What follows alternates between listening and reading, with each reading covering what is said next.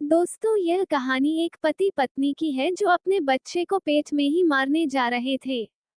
तभी सड़क पर काम करती महिला उन्हें रोकती है और कहती है, मैं एक मामूली औरत हूँ, इतनी मामूली हूँ कि आपकी नजर भी मुझ पर नहीं पड़ी, लेकिन मैं आपको देख रही हूँ।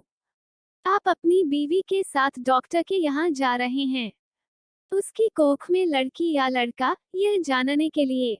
असल में आप अपनी लड़की की हत्या करना चाहते हैं, कोख में ही। आपको यह ख्याल भी नहीं आ सकता कि जिस सड़क से आप जा रहे हैं उसे मैंने बनाया है। मैंने यहाँ रोड़ियां बिछाई और फिर उन्हें दुर्मुठ से कूटा था। मेरी छोटी बेटी तब यहाँ किनारे पर उगी झाड़ियों में ऊँघती रहती थी। मेरी 3 बेटियां हैं। मेरा आदमी कहता था कि अगर बेटा नहीं हुआ तो मुझे छोड़ देगा। उसने कहने के लिए मुझे छोड़ भी दिया, पर अब भी पका पकाया खाने के लिए जब तब आ जाता है। चिकनी चुपड़ी बातें भी करता है। मैं सब समझती हूँ, फिर सोचती हूँ चलो मेरी बेटियों का बाप है। कमाल है, जिन बेटियों से वह छुट्टी चाहता था, उन्हीं बेटियों के नाम की थाली में उसे परोस देती हूँ। वह समझता है बेटियां बोझ हैं। मेरी तीनों बेटियां सांवली हैं। उनकी काली आंखें हैं, बड़ी बड़ी पके जामुनों जैसी, और हाथ बड़े फुर्तीले हैं, खूब काम करती हैं। मेरी ही तरह वे तरह तरह के धंधे पीटेंगी, पर फिर भी उनके होने से मुझे बड़ी तसल्ली है। मैं अकेली तो नहीं हूँ न, तुम समझते हो लड़कियां बेकार होती हैं। औरतों के कामों को आप जानते ही नहीं। अरे देखो, मैंने सड़क बनाई, धान की रोपाई की, कपास चुना, कपड़े की फैक्ट्री में रीलिंग की, आलू खोदे, 3 3 बेटियों को जन्म दिया, पाला पोसा। क्या मैं बेकार हूँ? ये जो तुम चाय पीते हो, इसकी पत्तियां भी लड़कियां ही चुनती हैं। और क्या क्या नहीं करती। इतने धंधे औरतें करती हैं कि गिनवाने मुश्किल, और तुम्हारा ये सूट कोई 1 पौंड का होगा।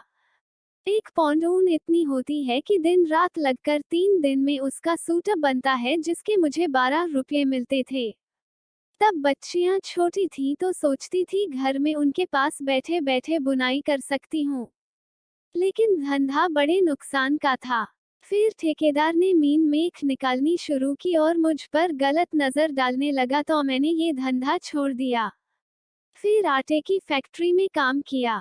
बड़े काम छोड़े और पकड़े 2 4 मुर्गियां और बकरियां, तो खैर पालती ही हूँ। इसी तरह रूखा सूखा चलता है। ये जो तुम्हारी बीवी ने रेशमी साड़ी पहन रखी है, इसके धागे भी औरतें तैयार करती हैं, कीड़े पालती हैं। मुश्किल काम है। जांघ में घाव हो जाते हैं, धान की रोपनी में भी पैरों में खारवे हो जाते हैं, और कमर झुके झुके टूट जाती है।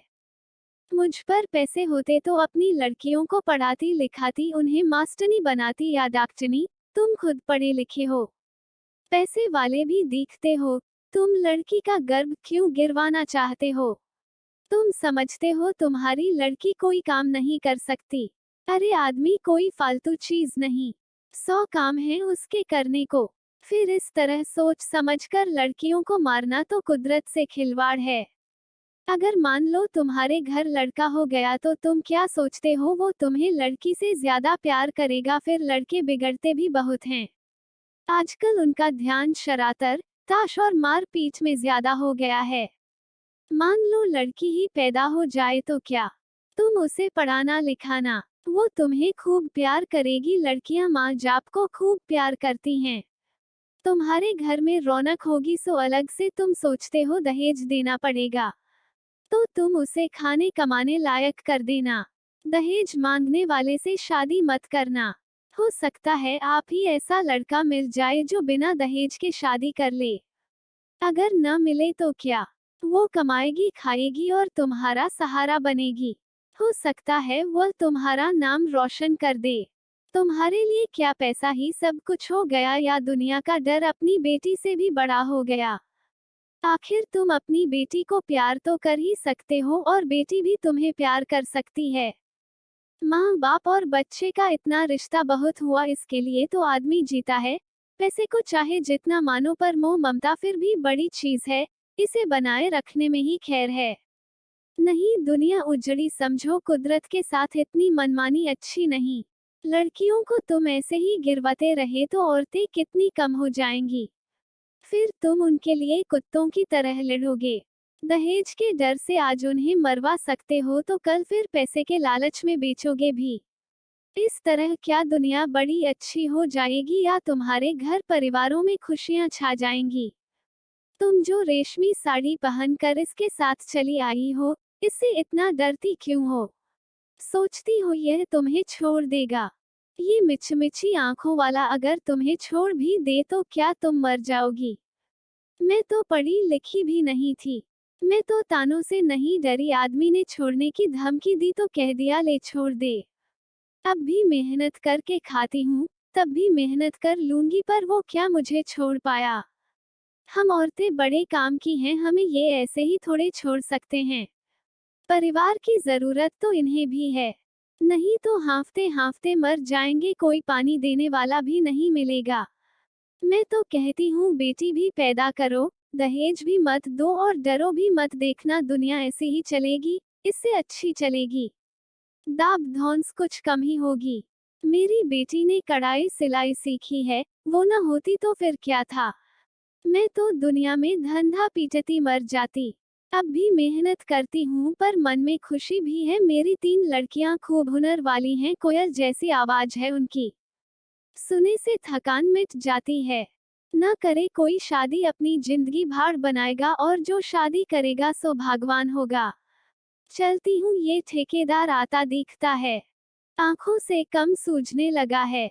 ये जो लिबर्टी सिनेमा है न इसे गिराना है।